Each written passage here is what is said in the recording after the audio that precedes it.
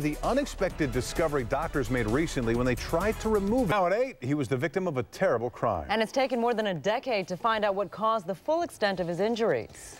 He was shot in the head and left confined to a wheelchair for more than a decade. The bullet was never removed until now, and what doctors found surprised everybody. KCAL 9's Greg Mills tells us his story. I wanted to be a police officer.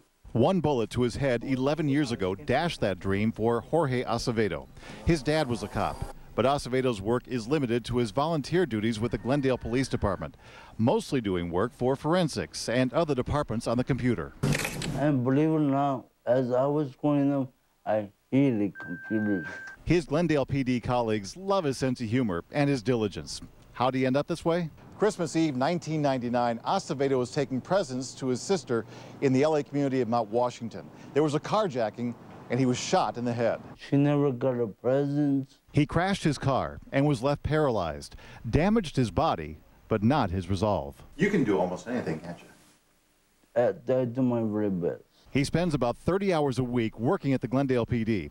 They gave him this motorized wheelchair 4 years ago. And let me tell you, this guy can motor. A couple of weeks ago, devastating pain, headaches, dizziness. He reached back and felt this. The bullet in his skull for more than a decade was moving, trying to get out. Surgery followed, and doctors were in for a surprise. 2 bullets in there, not one. It looked like one big one, and then the other one looked like scraps. But the scrap turned out to be another bullet. The bullets are out. Not going to change his life. That changed dramatically a long time ago. Even though things are hard, I just try to make the best of it. In Glendale, Greg Mills, KCAL 9 News. Wow. Yeah. That's incredible. He's doing a great job of making the best of it. Yeah, It's good absolutely. For him. Yeah.